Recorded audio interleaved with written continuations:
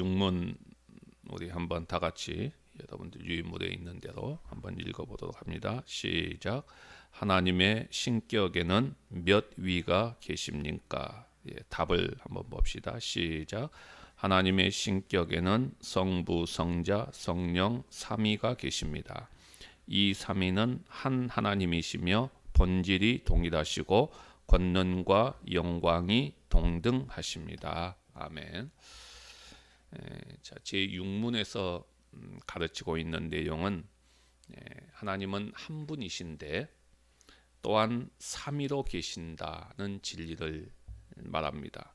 성부와 성자와 성령이 각각 똑같이 하나님이시다는 뜻입니다. 그리고 본질에 있어서는 동등하고 또 동일하고 권능과 영광도 동등하시다 하는 것을 말하는 것입니다. 자, 그러면 먼저 이 질문의 내용부터 좀 우리가 살펴보도록 하십시다. 하나님의 신격에는 몇 위가 계십니까? 이렇게 질문하고 있지요. 자, 여기에 보면은 이제 어려운 단어가 등장합니다. 먼저 신격이라고 하는 단어가 나오지요. 신격이라고 하는 이 단어는 하나님의 거룩한 본성을 말합니다. 그러니까 하나님의 본질을 말하는 것입니다. 그리고 위라고 하는 말은 위격이라고 하는 말로서 의지와 이성을 갖추고 있는 독립된 인격체를 말합니다. 그러니까 이 질문은 하나님의 본질이 어떠한가 하는 질문이고, 독립된 인격체로서는 몇 위가 계시는가 하는 것을 묻는 질문입니다. 자, 그러면 두 번째로 이제 답변을 보십시다. 거기에 보니까 답변이 어떻게 나옵니까? 하나님의 신격에는 성부, 성자, 성령 삼위가 계십니다. 그런데 이 삼위는 한 하나님이시다. 첫 번째는 한 하나님이시다. 두 번째는 본질이 동일하시다. 세 번째는 권능과 영광이 동등하시다. 이렇게 말하고 있습니다. 자, 우리가 제5문에서는 무엇을 물어봤습니까? 하나님은 오직 한 분이다 하는 것을 배웠죠. 5문에서는 하나님은 오직 한 분이시다. 그런데 제6문에서는 여기에 하나를 더 첨가합니다. 하나님은 한 분이신데 성부, 성자, 성령이 각각 구별되는 위격이라는 것을 이야기하고 있습니다. 그러니까 아버지와 아들 그리고 성령은 한 하나님이시면서 세 가지 독특한 인격을 가지고 계신다는 말입니다. 즉 구별되면서도 동일하시다는 말이죠.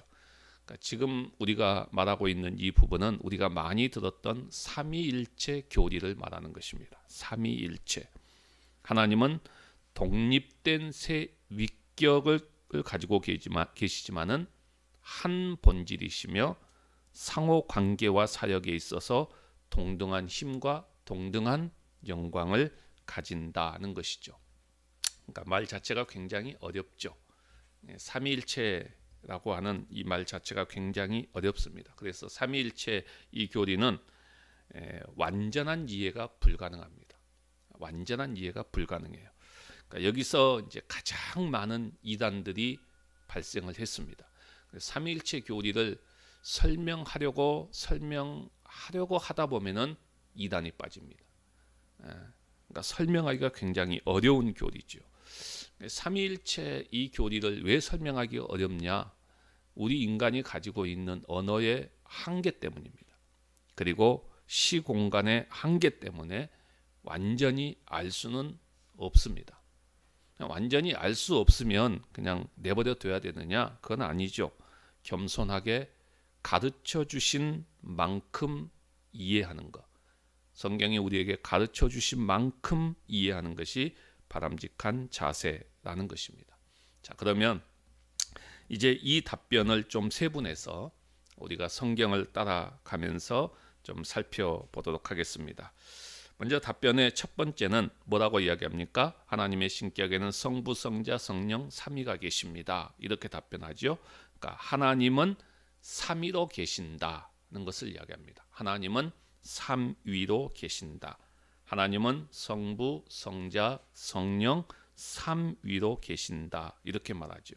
여기서 삼위의 구별은 인격적인 구별이고 그 구별은 실체나 속성이나 능력이나 영광에 있어서 차이가 전혀 없습니다. 각 위의 고유성과 활동의 차이 때문에 구별되는 것뿐이라는 것입니다. 이 삼위 하나님은 모든 면에서 동등합니다. 그러나 직무나 기능적인 부분에 있어서는 종속적인 관계를 가진다라고 말합니다. 어려운 부분이지만 그래도 설명은 해야 되겠어요. 성자는 성부에게서 나오고요. 성령은 성부와 성자에게서 나옵니다. 그러니까 이런 부분에서 종속성이다, 종속적인 관계다라고 말하죠. 자, 여기서 나온다라고 하는 이 말은 우리가 어쩔 수 없이 사용하는 표현입니다. 언어의 한계 때문에 사용할 수밖에 없는 이 단어입니다. 그러니까 우리가 보통 자녀를 낳는다라는 그런 단어를 쓰잖아요. 근데 성자는 성부에게서 나오고 성령은 성부와 성자에게서 나온다라고 했을 때 이 낳는다라고 하는 이 말이 우리가 보통 쓰는 자녀를 낳는다라는 그런 의미가 아닙니다. 자녀를 낳는다라고 하면은 자녀를 낳기 전에는 없었어요, 실체가. 그러나 자녀를 낳고 난 이후에는 자녀가 있었습니다. 그렇죠? 그러나 성자와 성령은 그런 개념이 아니죠. 뭐 없다가 있는 그런 실체가 아니라는 것입니다. 언제 낳았냐 이것도 없지요. 그리고 낳기 전과 후가 없습니다. 그래서 영원히 낳는다 이렇게 표현을 쓰고 있습니다. 그러니까 이런 식으로 종속되어 있다라고 이야기합니다. 그래서 본질은 동일합니다. 본질은 동일하죠. 종속되어 있는 것은 직무와 기능 때문에 그렇다는 것입니다. 자, 예컨대 이야기하면은 성부 하나님은 인간의 구원을 계획하십니다. 계획하시죠. 그러면 성자 하나님은 어떻게 합니까? 그 인간의 구원을 집행하십니다. 집행하세요. 그럼 성령 하나님은 어떻게 하십니까? 그 구원을 우리 가운데 적용하십니다.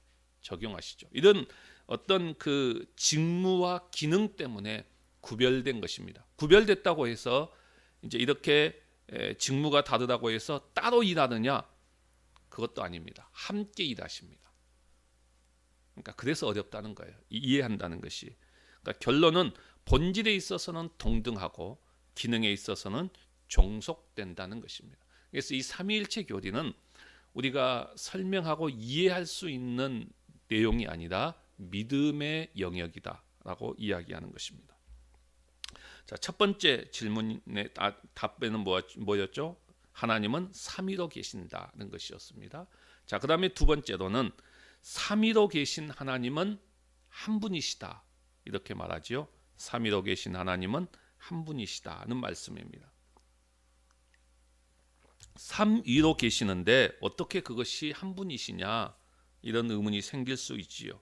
그래서 이 부분을 증명하려고 초대교회에서 삼위일체의 이 신비를 캐려다가 이제 이단에 빠지게 되고 심각한 오류에 빠지기도 합니다. 그러니까 설명을 이해할 수 있도록 설명을 하다 보니까 잘못되게 되고 오류에 빠지게 되어진다는 것입니다. 그 가운데 가장 여러분들이 많이 들어보았던 설명 가운데 하나가 양태론이라고 하는 설명이 있습니다. 그러니까 이런 양태론에 대한 오류에 빠지게 된다는 것이죠. 어떻게 설명합니까? 저는 한 사람이죠. 저는 한 사람입니다. 근데 제가 한 사람인데 교회에 오면은 목사입니다. 그러나 집에 가면은 아버지가 되어지고 남편이 되어진다. 한 사람이지만은 아버지요, 남편이요, 목사다. 그렇지만 하나다. 이렇게 설명하면 사람들이 삼위일체를 쉽게 이해할 수 있어요. 그러나 이건 잘못된 설명이에요. 이게 이제 이런 식으로 쉽게 설명을 하려다 보니까는 이런 이해를 가지고 설명을 하는데 삼위일체는 그게 아니에요. 삼위일체 하나님은 바로 그게 아니고 이래서 잘못된 양토론에 빠지게 되어진다는 것입니다. 그런가 하면 또 하나 잘못된 것이 있는데 그것은 단일신론을 이야기합니다. 이것은 하나님은 한 위격이지만은 때에 따라서 다른 배역으로 연출한다는 것입니다. 자, 그러니까 이 말은 무슨 말이냐면은 만약에 하나님이 지금 성부의 역할을 감당하면은 그 성부의 역할을 감당하는 동안에는 성자와 성령은 없는 것이죠. 성자의 역할을 감당하면 성부와 성령은 없는 것입니다. 그러니까 성령의 역할을 감당하면은 성부와 성자는 없는 것입니다. 이게 이제 단일 신론에 대한 설명인데 이것도 잘못된 것이죠. 그러니까 이것은 우리가 어떻게 증명할 수 있느냐면은 성부와 성자와 성령이 같은 시각, 같은 장소에 임하는 것이 성경에 나오면 이것은 잘못된 설명이다 하는 것을 금방 알 수 있지요. 자, 실제로 먼저 첫 번째로 삼위로 계신 하나님에 대해서 이 부분에 대해서 한번 찾아보도록 하겠습니다. 마태복음 3장 16절과 17절입니다. 마태복음 3장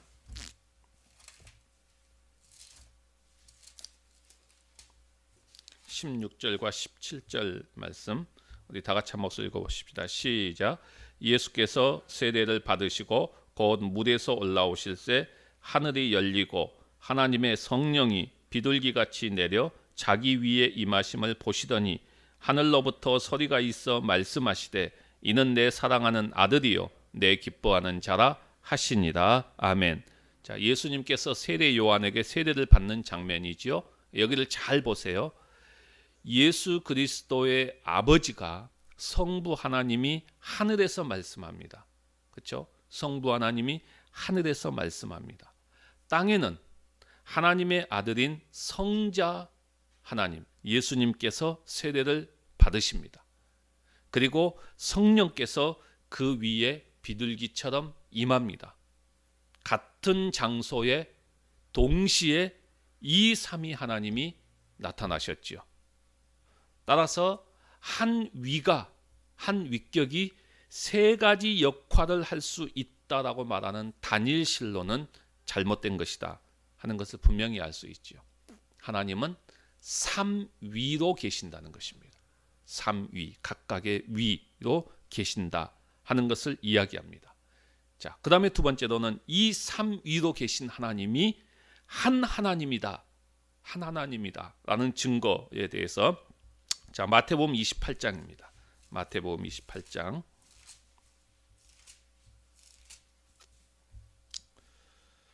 18절부터 20절 말씀까지 우리 다 같이 읽어봅니다. 시작. 예수께서 나와 말씀하여 이르시되 하늘과 땅의 모든 권세를 내게 주셨으니 그러므로 너희는 가서 모든 민족을 제자로 삼아 아버지와 아들과 성령의 이름으로 세례를 베풀고 내가 너희에게 분부한 모든 것을 가르쳐 지키게 하라. 볼지어다 내가 세상 끝날까지 너희와 항상 함께 있으리라 하시니라. 아멘. 자, 아버지와 아들과 성령 하나님이 동등하게 나옵니다. 그리고 그 이름으로 세례를 주라 라고 말씀하지요. 그러니까 삼위 하나님의 이름으로 세례를 주라.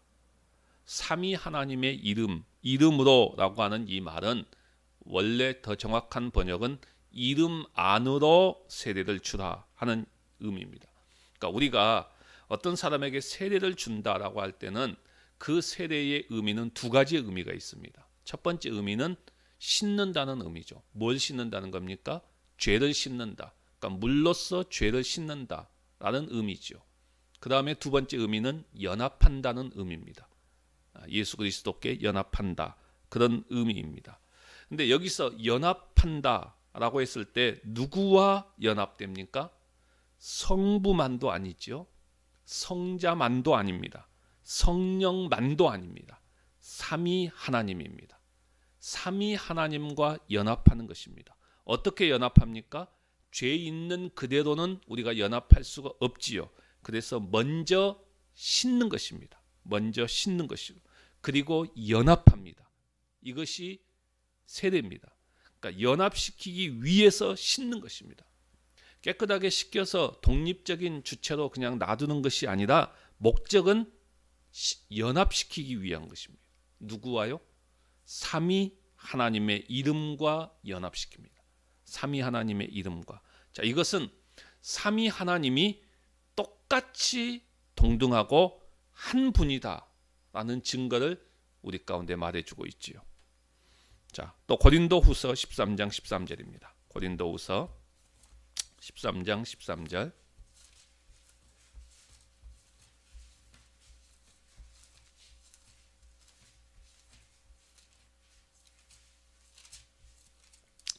자, 우리 다 같이 읽어봅니다. 시작. 주 예수 그리스도의 은혜와 하나님의 사랑과 성령의 교통하심이 너희 무리와 함께 있을지어다. 아멘. 지금 이 말씀은 예배를 마칠 때 축도하는 그 축도의 원형입니다. 그러니까 하나님께로부터 은혜와 복이 하나님의 자녀에게 있기를 바라는 축도이죠. 근데 이 은혜와 복은 마땅히 하나님께로부터 옵니다. 그렇죠? 하나님께로 옵니다. 그런데 여기에 보게 되면은 이 은혜와 복을 이야기할 때에 삼위 하나님을 다 들어서 축복합니다. 삼위 하나님의 이름을 다 들어서 축복하죠. 그러니까 이것을 보면은 바로 삼위는 한 하나님이시다라는 것을 가르쳐 주고 있습니다. 자, 그다음에 세 번째로는 삼위 하나님은 본질이 동일하시고 권능과 영광이 동등하시다 하는 것을 말하죠. 이제 이것이 마지막 부분입니다. 삼위 하나님은 본질이 동일하시고 영광과 권능이 동등하시다 하는 것을 이야기합니다. 그렇죠? 하나님은 삼위로 계신다. 그 삼위 하나님은 한 분이시다. 그 다음에 그 삼위 하나님은 본질이 동일하고 영광과 권능이 동등하다 하는 것을 이야기합니다. 동등하다. 그러니까 우리가 여기서 동등하다라고 하는 이 말 속에는 왜 이런 말이 나오느냐 하면은 동등하지 않게 생각할 수 있기 때문이에요. 동등하지 않게 생각하는 것은 사람들이 어떤 생각을 가지냐면은 성부 하나님의 우위론을 생각합니다. 성부 하나님의 우위론. 그러니까 성부 하나님의 우위론을 생각하는 것은 왕 혹은 주권자 이런 단어들 때문이지요. 그러니까 왕은 한 사람이죠. 주권자도 한 사람이죠. 그러니까 이런 것을 통해서 오직 한 분만이 왕이고 오직 한 분만이 주권자이기 때문에 성부 하나님이 왕이시고 성부 하나님이 주권자가 되지 않느냐 이런 생각 때문에 성부 하나님의 우위론을 생각하게 되어집니다. 그래서 성부 하나님은 성자 하나님보다 더 높은 분이다. 성부 하나님은 성령 하나님보다 더 높은 분이다. 이런 생각을 갖게 됩니다. 실제로 예수님께서 요한복음 14장 28절에 보면은 아버지는 나보다 크심이니라 이렇게 말씀합니다. 이런 말씀이 이제 오해할 수 있는 부분이죠. 아, 성부 하나님이 성자 하나님보다 더 크신 분이구나 이렇게 오해할 수 있습니다. 이런 한 군데만 보면은요. 그러나 우리가 빌립보서 2장 6절 이하의 말씀을 보게 되면은 그렇지 않습니다. 거기에 뭐라고 말합니까? 그는 이 말은 즉 예수님은 이 말이죠. 예수님은 근본 하나님의 본체시다. 그렇죠? 예수님은 근본 하나님의 본체라는 거예요. 본체. 그러니까 똑같다는 거예요. 똑같은 분이라는 거예요. 하나님 그렇지만 하나님과 동등됨을 취할 것으로 여기지 아니하시고 이 땅에 내려오셨다라고 이야기합니다. 그러니까 예수님은 하나님과 동등하시다 하는 것을 이야기해 주고 있습니다. 자, 그래서 우리가 이 부분을 살필 때에 예수님도 하나님이시다. 성령님도 하나님이시다. 라는 것을 우리가 성경에서 찾아보면은 이 삼위 하나님이 한 분이시지만은 다 본질에 있어서는 동등하다, 동일하다 하는 것을 우리가 분명히 알 수 있지요. 그래서 이 부분을 좀 간략하게 정리해 보도록 하겠습니다. 먼저 첫 번째 정리는 예수님이 하나님이시다 하는 부분이고 두 번째는 성령님이 하나님이시다 하는 것을 우리가 성경을 통해서 한번 정리해 보면 되겠죠. 자, 먼저는 예수님이 하나님이시다 라는 부분을 좀 정리를 하도록 하겠습니다. 이 부분은 우리가 복음서를 보게 되면은 예수님 자신이 친히 증거하신 말씀이죠. 내가 하나님이시다. 자신이 하나님이시다라는 것을 얼마나 많이 증거하고 있는지 모릅니다.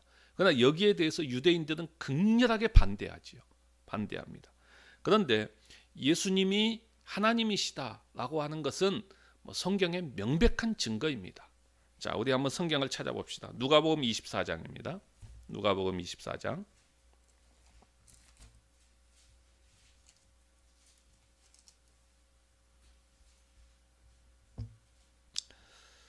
25절부터 27절 말씀까지 한번 잘 읽어보십시다. 25절부터 27절 시작. 이르시되 미련하고 선지자들이 말한 모든 것을 마음에 더디 믿는 자들이여, 그리스도가 이런 고난을 받고 자기의 영광에 들어가야 할 것이 아니냐 하시고, 이에 모세와 모든 선지자의 글로 시작하여 모든 성경에 쓴 바 자기에 관한 것을 자세히 설명하시니라. 아멘. 자, 예수님께서 부활하시고 난 이후에 말씀하신 것이죠. 주목해서 볼 부분이 있습니다. 여기에 보면은 그리스도가 이런 고난을 받고 자기의 영광에 들어가야 할 것이 아니냐 하는 말씀입니다. 자, 그리스도가 이런 고난을 받는다라는 말이 무슨 말이죠? 그리스도가 이런 고난을 받는다. 십자가의 죽음을 말하죠. 십자가의 죽음을 말합니다. 그러니까 자기 백성의 죄를 속죄하기 위한 십자가의 죽음입니다. 그러니까 이 말은 예수님은 죄를 속하시는 분이다는 의미를 내포하고 있지요. 예수님은 죄를 속하시는 분이다는 것을 포함하고 있습니다. 그런데 이스라엘 백성들이 당시에 생각했던 개념은 뭐였습니까? 죄를 사할 수 있는 법, 죄를 속할 수 있는 분은 오직 한 분밖에 없다고 생각했습니다. 누구라고요? 하나님 한 분. 하나님 한 분밖에 없다라고 그들은 생각했습니다. 그래서 사람들이 병자를 데리고 올 때 예수님께서 뭐라고 그 병자를 향해서 말합니까? 내 죄 사함을 받았느니라. 그러니까 내 죄 사함을 받았느니라고 말하죠. 유대인들이 가만히 있습니까? 네가 뭔데 죄 사함을 받았다라고 말하느냐? 죄를 사하시는 분은 오직 하나님 한 분뿐이신데 어찌하여 네가 죄를 사한다라고 말하느냐 하는 것입니다. 그런데 예수님께서는 자신이 죄를 사하는 분이다라는 것을 분명히 말하죠. 그러니까 이 말은 곧 무슨 말입니까? 예수님 자신이 하나님이시다. 이걸 말하는 거예요. 예수님이 하나님이시다. 자, 그 다음에 자기의 영광에 들어가야 할 것이 아니냐 이렇게 말합니다. 자기의 영광에 들어가야 될 것이 아니냐. 그러니까 이 말은 예수님이 부활하셔서 크신 하나님 그 위엄의 우편에 앉으시는 그런 영광에 들어가는 것을 말하지요. 그러니까 여기서 자기의 영광이라고 말합니다. 자기의 영광. 이것은 하나님의 영광이지요. 그러니까 하나님 밖에 차지할 수 없는 영광을 의미하는 것입니다. 따라서 여기서도 이 말씀 속에서도 예수님이 하나님이시다라는 것을 분명히 가르쳐 주죠. 자, 그 다음 말씀 보세요. 이에 모세와 및 모든 선지자의 글로 시작하여 모든 성경에 쓴 바 자기에 관한 것을 자세히 설명하시니라. 그러니까 앞에서 이야기했던 이 모든 것을 설명하시는 것입니다. 그런데 모세와 선지자의 글로 시작해서 모든 성경에 쓴 것으로 이 진리를 설명하시죠. 여기서 모세는 뭡니까? 모세오경을 이야기합니다. 그다음에 선지자의 글은 뭘 말하죠? 역사서와 모든 선지서를 말합니다. 그 다음에 모든 성경은 뭘 말합니까? 그 외에 나머지 성경을 다 말합니다. 그러니까 모든 구약 성경을 말하죠. 그러니까 이 모든 구약 성경이 뭘 이야기했다고요? 예수님이 하나님이시다. 이걸 이야기했다는 것입니다. 예수님이 하나님이시다 하는 것을 가르쳤어요. 그러니까 예수님이 하나님이시다 하는 거예요. 자, 그 다음에 두 번째로는 예수님이 하나님이시다. 이것은 예수님께서 부활하신 후에 확연히 드러난 진리가 됩니다. 자, 사람들은 어떻게 합니까? 예수님을 가리켜서 뭐라고 고백합니까? 진실로 하나님의 아들이로소이다 라는 고백을 하지요. 사람들이. 그러니까 예수님이 하나님이시라는 것을 모두가 다 인정을 하게 됩니다. 부활한 이후에요. 그런데 이 사실을 제자들이 다 금방 인정하지요. 그렇지만 일상생활로 돌아오면 또 잊어버립니다. 이것들이 반복되어지지요. 이게 제자들의 생활 상태였어요. 이건 지금도 우리도 마찬가지죠. 사실 이 큰 진리가 하루아침에 생활화된다는 것이 그렇게 쉽지만은 않습니다. 자, 그런데 여기서 이제 이스라엘 백성들의 실패가 나옵니다. 무슨 말이냐면은 예수님은 자신이 하나님이시라는 것을 가르칩니다. 그러니까 사실 이것은 구약 성경 전체의 가르침이기도 하지요. 그런데 이스라엘 백성들의 반응은 어떻습니까? 참나마도다. 내가 어떻게 사람이면서 하나님이라고 주장하느냐 하면서 돌을 들어칩니다. 더군다나 이들은 이방인들이 아니에요. 하나님의 말씀을 가지고 있는 자들입니다. 그리고 그 말씀을 신성시 여기는 자들이에요. 안식일에 그것을 읽고 배우는 사람들입니다. 그런데 예수님이 하나님이시다 이 사실에 대해서 반기를 드는 거예요. 여기서 그들은 실패합니다. 이건 우리에게 있어서 굉장히 주의해야 될 것이 있어요. 우리는 하나님의 말씀을 배우되 충분히 배워야 돼요. 그리고 정확하게 배워야 돼요. 어점쭌한 지식 가지고는 이렇게 돼요. 이스라엘 백성처럼 실패하게 됩니다. 하나님의 말씀을 정확하게 배우고 충분히 배워서 자기의 생각이 변화가 일어나야 되고 자기의 생각을 버리고 가르쳐주는 교훈을 받아서 자기 속에 담아야 되는 거예요. 근데 이스라엘 백성들은 그러지 못했어요. 잘못된 지식을 가지고 그 지식을 가지고 있으면서도 자기의 생각들이 바뀌지 않아요. 그러니까 예수님이 하나님이시다라는 것에 대한 실패를 하게 됩니다. 오늘 우리가 정말 하나님의 말씀을 접촉해서 배우기는 배우는데 전체적으로 배우지 않고 단편적으로 배우고 깊이 배우지 않고 대충 배우고 또 자기 선입견을 버리지 않고 그걸 그대로 가지고 가면서 진리를 거기다가 끌어와서 써먹는 것입니다. 이건 굉장히 잘못된 거예요. 하나님의 말씀을 자기의 주장을 뒷받침하는데 사용하는 사람들이 얼마나 많습니까? 자기 생각 그대로 있어요. 자기 생각 절대로 고치지 않아요. 근데 자기 생각이 옳다는 것을 성경의 말씀을 가지고 와서 거기다가 집어넣는 거예요. 근데 그 집어넣는 것이 잘못된 거라니까요. 잘못된 말씀이라니까요. 잘못 적용하고 있는 거예요. 이게 이스라엘 백성들의 실패예요. 오늘날 수많은 그리스도인들의 실패예요. 그러니까 우리가 이 부분을 굉장히 조심해야 됩니다. 자, 예수님이 하나님이시다 하는 것을 우리가 살펴보았습니다. 자, 그러면 이번엔 두 번째로는 성령님이 하나님이시다. 이것도 우리가 살펴보면은 삼위 하나님은 한 분이시다. 동등하시다 하는 것을 우리가 분명히 알 수 있지요. 성령님은 하나님이시다 하는 것입니다. 자, 성령님이 하나님이시다라는 것을 우리가 살펴볼 때에 어떤 식으로 살펴보느냐?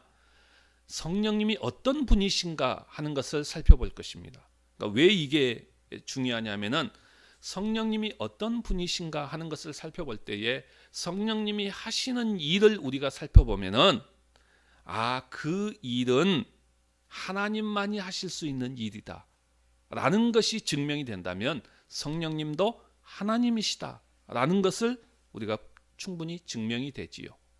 자, 먼저 첫 번째는 사도행전 5장 1절에서부터 11절 말씀에 보게 되면은 아나니아와 삽비라 사건이 나옵니다. 제가 시간 관계상 읽지는 않겠는데 이 아나니아와 삽비라 사건이 나오는데 어떤 내용입니까? 이 부부가 이제 초대교회에서 땅을 팔아서 일부는 감추고 일부는 가지고 와서 사도 앞에 전부인 것처럼 내놓지요. 그때 이제 베드로가 뭐라고 말합니까? 야, 땅이 그대로 있을 때는 네 땅이 아니더냐? 땅이 그대로 있을 때는 팔지 않았을 때는 그게 다 네 땅 아니었냐? 그리고 이제는 팔았다 이거예요. 팔았으면 판 후에도 네가 그걸 마음대로 할 수 있지 않느냐라고 이야기합니다. 그러니까 강제로 그 땅을 바치는 사람도 없었고, 그리고 그 땅을 바치지 않는다고 해서 누가 뭐라고 한 사람도 없지 않느냐 이런 이야기예요. 그런데 너희들이 왜 그렇게 일부를 감추고 전부인 것처럼 하느냐 이렇게 말하면서 너희들은 누구를 속였다라고 말합니까? 성령을 속였느니라 라고 말합니다. 성령을 속였다라고 이야기하죠. 그리고 나서 베드로가 또 말하기를 뭐라고 말합니까?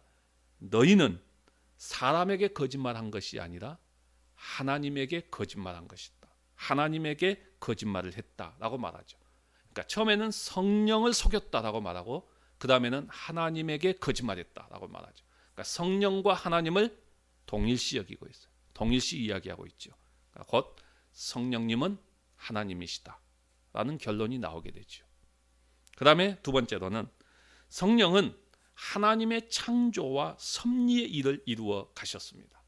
자, 창세기 맨 처음에 보면은 하나님의 신은 그 수면에 운행하시더라라고 말합니다. 그러니까 창조의 일에 성령께서 참여하셨다는 거예요. 또 욥기 26장 13절에 보면은 하나님께서 그 신으로 하늘을 단장하셨다라고 말합니다. 그러니까 여러분들이 하늘을 보십시오. 얼마나 아름답습니까? 하나님이 단장하지 않았다고 한다면 아름답지 않겠죠. 그러니까 하나님께서 하늘의 별들을 통해서 아름답게 이렇게 단장을 하셨습니다. 그런데 이것을 성경이 뭐라고 말합니까? 성령으로 단장하셨다라고 말하죠. 시편 104편 28절 이하를 보시면 성령께서 만드신 만물을 유지하시고 보존하신다라고 말합니다. 그러니까 주의 영을 보내어 저희를 창조하사 지면을 새롭게 하시나이다. 이렇게 말씀합니다. 여기서 저희는 사람만을 말하지 않습니다. 생물 그리고 식물, 동물 다 포함하는 것입니다. 근데 이 모든 것들은 다 누가 하시는 일입니까? 하나님이 하시는 섭리입니다. 이건 하나님이 하시는, 성부 하나님이 하시는 섭리예요. 그런데 성경은 이 일을 누구를 통해서 했다고요? 성령을 통해서 했다라고 말합니다. 그러면 성령님은 하나님이시다라는 것을 분명히 말해주고 있죠. 그 다음에 또 세 번째는 성령은 믿는 사람들을 인도하신다라고 말합니다. 로마서 8장 14절에 보면은 무릇 하나님의 영으로 인도함을 받는 그들은 곧 하나님의 아들이다. 그러니까 하나님의 영으로 인도함을 받는 사람은 다 하나님의 아들이라는 것입니다. 그러니까 여기서 인도하신다라는 것은 가야 할 목적지에 데리고 가는 것을 말합니다. 꼭 가야 할 목적지까지 데리고 가는 것. 그 다음에 여기서 또 인도함이라고 하는 것은 진리를 가르치고 그것을 행하도록 하시는 것입니다. 그런가 하면 또 인도한다는 말은 모든 생활에서 하나님의 자녀로서 행동하도록 하는 것입니다. 그런가 하면 성령은 우리가 양자의 영을 받았기 때문에 하나님을 아버지라고 부르게 한다고 말합니다. 또 성령은 우리가 하나님의 자녀인 것을 증거한다고 말합니다. 너는 하나님의 자녀다. 너는 안 믿는 사람과 다르다는 것을 확신시켜 줍니다. 이런 것들이 성령께서 우리를 인도해 주시는 중요한 일들인 것입니다. 성령께서 하시는 일들이죠. 이것은 하나님이 하시는 일이죠. 그래서 바로 성령님은 하나님이시다라는 것을 이야기해 줍니다. 네 번째는 성령은 우리가 영광에 들어가도록 인도하신다라고 말합니다. 자, 자녀이면 또한 하나님의 후사요. 그리스도와 함께한 후사라고 말합니다. 그러니까 하나님의 자녀이니까 당연히 하나님의 상속자가 된다는 말이에요. 그러니까 후사하면 우리는 무엇보다도 그리스도가 하나님의 후사입니다. 그러니까 하나님께서 만물을 그에게 주셨지요. 모든 만물을 예수 그리스도께 주셨습니다. 그런데 우리는 예수 그리스도로 말미암아 하나님의 자녀가 된 사람들입니다. 그러니까 성경은 뭐라고 말합니까? 그리스도와 함께한 후사라고 말하죠. 그러니까 그리스도와 함께 우리는 모든 만물을 상속받은 것입니다. 이것은 그 무엇과도 비교할 수 없는 놀라운 영광이지요. 그런데 우리가 이 영광을 받기 위해서는 그와 함께 고난도 받아야 할 것을 말씀하지요. 그런데 우리가 이 고난을 잘 이기도록 누가 해준다고 말합니까? 성령님이 우리를 그렇게 인도해 주신다는 거예요. 그래서 영광의 자리에 들어가도록 우리를 인도하신다. 이분이 성령님이시라는 것입니다. 그 다음에 다섯 번째는 성령은 우리에게 부활의 몸을 입혀주신다고 말합니다. 자, 부활의 몸을 입혀주신다. 우리가 하나님의 후사로서 영광을 입게 된다라고 말하죠. 영광을 입게 된다라고 하는 이 말 속에는 부활도 포함됩니다. 그런데 우리가 그리스도와 같이 부활의 몸을 입게 되는데 이것을 성령께서 해주신다라는 것이 성경의 가르침입니다. 자, 로마서 8장 11절을 보게 되면은 예수를 죽은 자 가운데서 살리신 이의 영이 예수를 죽은 자 가운데서 살리신 이의 영, 성령이지요. 성령이 너희 안에 거하시면 그리스도 예수를 죽은 자 가운데서 살리신 이가 너희 안에 거하시는 그의 영으로 말미암아, 성령으로 말미암아 너희 죽을 몸도 살리시리라. 그러니까 이 말이 무슨 말이죠? 쉽게 말하면 성령이 너희 안에 거하시면 하나님께서 그 성령으로 말미암아 예수를 죽은 자 가운데서 살리신 것처럼 너희 죽을 몸도 그렇게 살리신다, 이 말씀입니다. 그러니까 다시 말해서 예수님께서 부활하신 것도 하나님께서 성령의 능력으로 부활시키셨습니다. 그러니 너희도 똑같이 성령으로 말미암아 부활시킬 것이다, 이 말이에요. 여러분, 지금까지 우리가 성령이 어떤 분인가 하는 것을 말씀을 드렸죠. 그러면 우리가 성령께서 하는 모든 일은 사실 하나님의 능력입니다. 그렇죠? 하나님의 섭리지요. 성령께서 하셨던 모든 일들을 제가 쭉 지금 열거했잖아요. 근데 이 일들은 사실 하나님의 능력이에요. 하나님의 섭리인 것입니다. 따라서 성령께서 하시는 일을 볼 때에 우리가 내릴 수 있는 결론은 뭡니까? 성령님은 하나님이시다. 이 결론을 내릴 수밖에 없고 이 사실을 믿을 수밖에 없다는 것입니다. 그래서 우리는 이런 결론이 이르게 됩니다. 성부, 성자, 성령은 한 하나님이시다. 성부, 성자, 성령은 한 하나님이시다. 그리고 그 본질에 있어서는 동일하신 분이다. 그리고 그 권능과 영광에 있어서도 동등하신 분이다. 이 답변이 가능하게 되어진다는 것입니다. 이 삼위일체라고 하는 큰 진리를 굳게 붙잡고 나아가는 우리 모두가 되시기를 주님의 이름으로 간절히 바랍니다. 오늘 말씀을 기억하며